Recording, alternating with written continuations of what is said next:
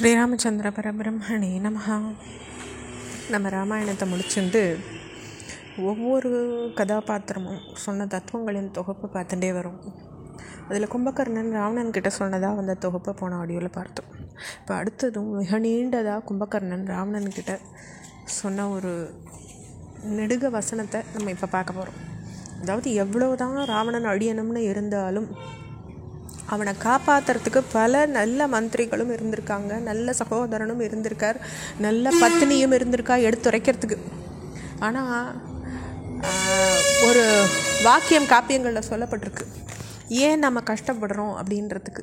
செல்காலம் எல்லாம் செலுத்தினோம் அல்கானம் கல்லானோம் செம்பானோம் காணன்னு சொல்லப்பட்டிருக்கு. அதாவது தெய்வங்கள் நம்மளுடைய நல்ல நேரம் வரும்பொழுது நம்மளுக்கான புண்ணிய பலன்களை கொடுத்து நம்ம நன்னா பார்த்துக்கிறது.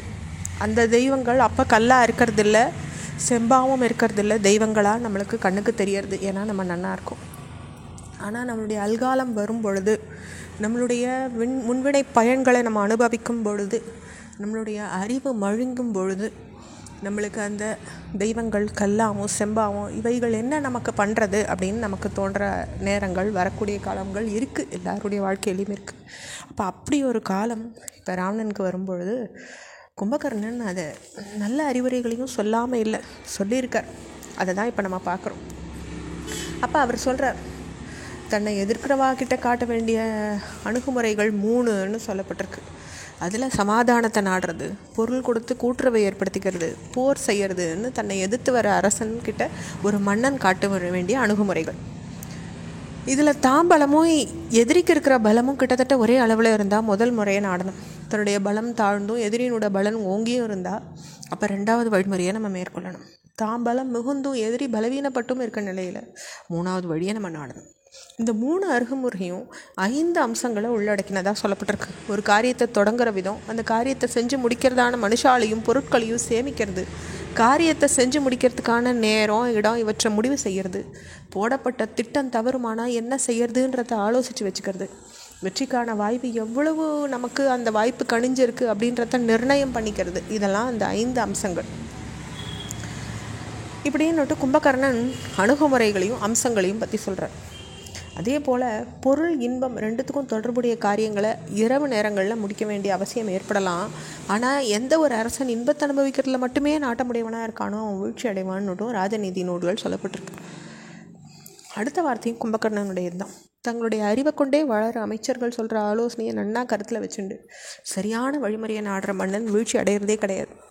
மிருகங்களின் அறிவுக்கு நிகரான அறிவையே படைச்சவாளுக்கு அரசு சபையில் இடம் அளிக்கப்பட்டாக்கா அவா எல்லாவற்றையும் உணர்ந்தவாளாக தங்களை தாங்களே முடிவு பண்ணிப்பாள். அதாவது எப்பயுமே நிறைய குடம் தழும்பாதுன்றதுக்கான வார்த்தை இப்போ கும்பகர்ணன் சொல்லக்கூடியது. சாஸ்திரங்களின் தன்மை அறியாமல் தங்களுடைய கர்வத்தினால் தூண்டப்பட்டு கண்டபடியும் அவள் ஆலோசனை சொல்வா அப்படின்னு சொல்கிறார் கும்பகர்ணன். பொருளை ஈட்டுறதையே மனசில் கொண்டு ராஜநீதி பற்றி எதுவுமே அறியாத மாதிரி பேசுகிற அந்த மாதிரியானவர்கள் கருத்தை நம்ம ஏற்றுக்கக்கூடாது. அப்படிப்பட்டவா ஒரு அரசன் தன்னுடைய ஆலோசனையிலேருந்து தவிர்த்திடணும்னு சொல்லப்பட்டிருக்கு. எதிரிகளோடு சேர்ந்துண்டு தன்னுடைய அரசனின் வீழ்ச்சியை நாடுற ஆலோசகர்களும் இருக்காங்க. இப்படி எதிரினால் கவரப்பட்டு தனக்கு தீமையை சொல்ல வழிமுறைகளை எடுத்து சொல்கிற ஆலோசகர்களை அரசன் நன்னா புரிஞ்சுக்கணும்.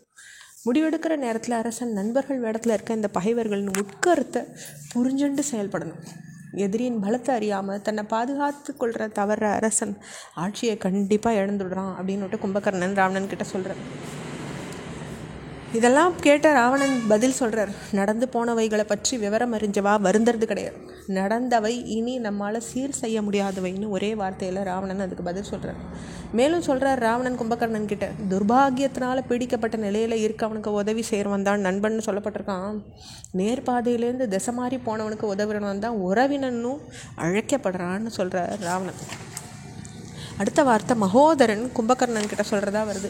அறம் பொருள் இன்பம் 2க்குமே செயல்பாடு தான் வேறு போன்றது. அந்த செயல்பாடுகளை பொறுத்து தான் பாவமும் புண்ணியமும் மனுஷனை வந்து அடையிறது.